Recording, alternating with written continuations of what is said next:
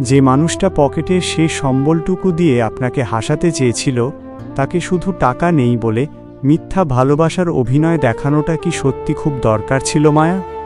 আজ গল্পটা এক নিঃস্ব আশরাফ আলীর, যার ভালোবাসা ছিল খাঁটি কিন্তু ভাগ্য ছিল কাঁচের তৈরি। মানুষ বলে ভালোবাসা নাকি কোনো ধন সম্পদ বা টাকা পয়সা দেখে হয় না, কিন্তু এই বাস্তব পৃথিবীর রূপ হয়তো অনেকটাই আলাদা। আমাদের গল্পের কেন্দ্রীয় চরিত্র আশরাফ আলী, মধ্যবিত্ত পরিবারের এক অতি সাধারণ ছেলে, যার জীবনের একমাত্র কেন্দ্রবিন্দু ছিল মায়া। মায়াকে আশরাফ পাগলের মতো ভালোবাসত।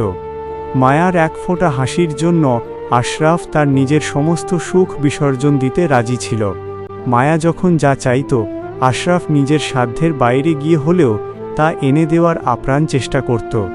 নিজের দুপুরের খাবার না খেয়ে সেই টাকা বাঁচিয়ে মায়ার পছন্দমতো ছোট্ট উপহার কিনে দিত সে। আশরাফ মনে প্রাণে বিশ্বাস করত, পৃথিবীতে মায়াই তার একমাত্র আপনজন, তার বেঁচে থাকার একমাত্র অবলম্বন। মায়াও আশরাফের সামনে ভালোবাসার মিষ্টি অভিনয় করে যেত। আশরাফ যখনই মায়াকে নিয়ে ভবিষ্যতের রঙিন স্বপ্নের কথা বলত, মায়া মুচকি হেসে বলত, আশরাফ, তুমি ছাড়া আমার আর কেই বা আছে বলো? কিন্তু আশরাফ ঘুণাক্ষরেও জানত না, এই মিষ্টি হাসির পেছনে লুকিয়ে ছিল এক নির্মম ছলনা। মায়ার মন আশরাফের কাছে কখনোই ছিল না। তার মন পড়ে থাকত বিত্তশালী ছেলে আবু সাঈদের কাছে। আবু সাঈদের কাছে দামি গাড়ি ছিল, টাকা পয়সার জাঁকজমক ছিল, আর ছিল বিলাসী জীবন। মায়া মনে মনে আবু সাঈদকেই ভালোবাসত, আর আশরাফকে ব্যবহার করত কেবল নিজের দৈনন্দিন প্রয়োজন মেটাতে এবং সময় কাটানোর একটা সহজ মাধ্যম হিসেবে। আশরাফের সরল ও পবিত্র ভালোবাসাকে মায়া প্রতিদিন মিথ্যার নিখুঁত চাদরে ঢেকে রাখত। কিন্তু সত্যি কথা কখনো বেশিদিন গোপন রাখা যায় না। একদিন বিকালের ঘটনা, আশরাফ তার জমানো অল্প কিছু টাকা দিয়ে মায়ার জন্য একটা সুন্দর ছোট্ট উপহার কিনেছিল।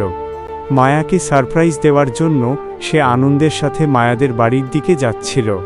পথিমধ্যে শহরের এক অভিজাত ক্যাফের সামনে গিয়ে আশরাফের পায়ের নিচের মাটি যেন এক মুহূর্তে সরে গেল। সে দেখল মায়া আর আবু সাঈদ একসাথে ভেতরে বসে হাসাহাসি করছে।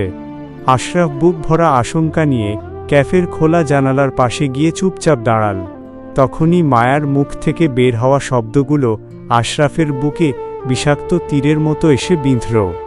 মায়া আবু সাঈদকে হেসে হেসে বলছিল, আরে সাঈদ, ওই গরিব আশরাফ তো একটা পাগল, ওর পকেটে তো কোনো টাকা নেই।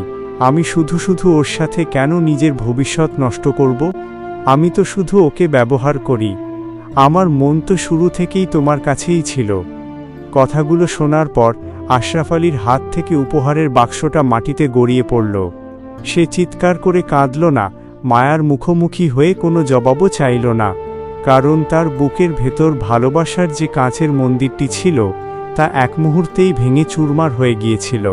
টাকা নেই বলে যার কাছে নিজের আত্মসম্মান আর সরল ভালোবাসার কোনো মূল্য নেই, তাকে আশরাফ কি বোঝাবে? আশরাফ বিষণ্ণ মনে বৃষ্টি ভেজা অন্ধকার রাস্তায় একলা হাঁটতে লাগল। তার চোখে মায়ার দেওয়া মিথ্যা ভালোবাসার নীরব অশ্রু আর বুকে সীমাহীন শূন্যতা। এরপর থেকে আশরাফ আর কখনো মায়ার সামনে যায়নি। সে নিজেকে সম্পূর্ণ বদলে ফেলার প্রতিজ্ঞা করে দূরে কোথাও চলে যায়। আর অন্যদিকে আবু সাঈদ কিছুদিন পর মায়াকে ছেড়ে অন্য কোথাও চলে যায়। মায়া তখন বুঝতে পারে, বিলাসের মোহ মানুষকে সাময়িক আনন্দ দিলেও নিঃস্বার্থ খাঁটি ভালোবাসা বারবার মেলে না। কিন্তু ততক্ষণে আশরাফ আলী তার জীবন থেকে চিরতরে হারিয়ে গেছে। যে মানুষটা আপনাকে নিজের সবটুকু ভেবে নিঃস্ব হয়ে গিয়েছিল, তার অনুপস্থিতি একদিন আপনাকেও নিঃস্ব করে দেবে মায়া। মায়ার সাথে সম্পর্কের ইতি টানার পর আশরাফ আলী নিজের শহর ছেড়ে অনেক দূরে চলে যায়। মনের ভেতর জমে থাকা অপমান আর ভালোবাসার যন্ত্রণাগুলোকে সে নিজের শক্তিতে পরিণত করে। দিনে রাতে কঠোর পরিশ্রম করে সে নিজের একটা ব্যবসা শুরু করে। দেখতে দেখতে কেটে যায় কয়েকটা বছর। কঠোর পরিশ্রম আর সততার জোরে আশরাফ আলী এখন শহরের একজন নামজাদা সফল ব্যবসায়ী। তার কাছে এখন সম্মান, খ্যাতি আর প্রচুর টাকা সবই আছে, কিন্তু তার বুক জুড়ে এখনও রয়ে গেছে সেই পুরনো নিঃসঙ্গতা।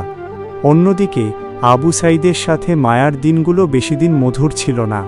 আবু সাঈদ যখন মায়ার আসল রূপ ও স্বার্থপরতা বুঝতে পারল, তখন সে মায়াকে ছুঁড়ে ফেলে দিয়ে অন্য একজনকে বিয়ে করে চলে যায়। আবু সাঈদের টাকার লোভে পড়ে মায়া তার জীবন থেকে খাঁটি ভালোবাসা আর আত্মসম্মান দুটোই হারিয়ে ফেলেছিল। একদিন আশরাফ আলী তার নতুন কোম্পানির কাজের জন্য নিজের পুরনো শহরে ফিরে আসে। কাকতালীয়ভাবে শহরের এক ব্যস্ত রাস্তার মোড়ে মায়ার সাথে আশরাফের দেখা হয়ে যায়। মায়ার পরনে মলিন পোশাক, চোখে বিষাদ আর অভাবের ছাপ স্পষ্ট। মায়া যখন দেখে সেই অবহেলিত আশরাফ আলী আজ কত বড় সফল একজন মানুষ, তখন তার চোখ জলে ভেসে যায়। মায়া কাঁদো কাঁদো গলায় আশরাফের কাছে এগিয়ে এসে বলে, আশরাফ, আমাকে ক্ষমা করে দাও। আমি টাকার লোভে অন্ধ হয়ে তোমার খাঁটি ভালোবাসাকে চিনতে পারিনি। সাঈদ আমাকে ছেড়ে চলে গেছে। আজ আমার কেউ নেই। তুমি কি আমাকে আগের মতো আবার গ্রহণ করবে না? আশরাফ আলী শান্ত চোখে মায়ার দিকে তাকাল। তার চোখে এখন আর আগের মতো কোনো তীব্র ক্ষোভ বা কান্না নেই, আছে শুধু এক গাম্ভীর্য। আশরাফ মৃদু হেসে উত্তর দিল, মায়া, যে ভালোবাসার মূল্য তুমি টাকা দিয়ে মেপেছিলে, সেই ভালোবাসা আজ অনেক দামি হয়ে গেছে। আজ আমার কাছে টাকা, গাড়ি, বাড়ি সবই আছে, কিন্তু তোমার মতো মিথ্যাবাদী মানুষের জন্য আমার হৃদয়ে এক ফোঁটাও জায়গা নেই।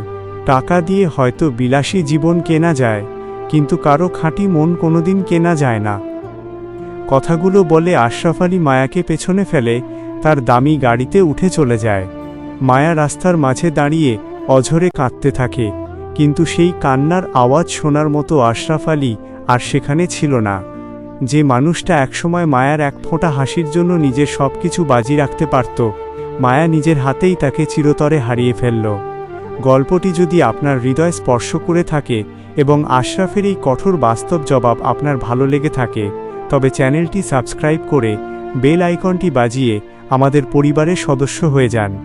আপনার একটি সাবস্ক্রাইব আমাদের নতুন নতুন আবেগঘন গল্প নিয়ে আসতে অনুপ্রাণিত করবে। ধন্যবাদ।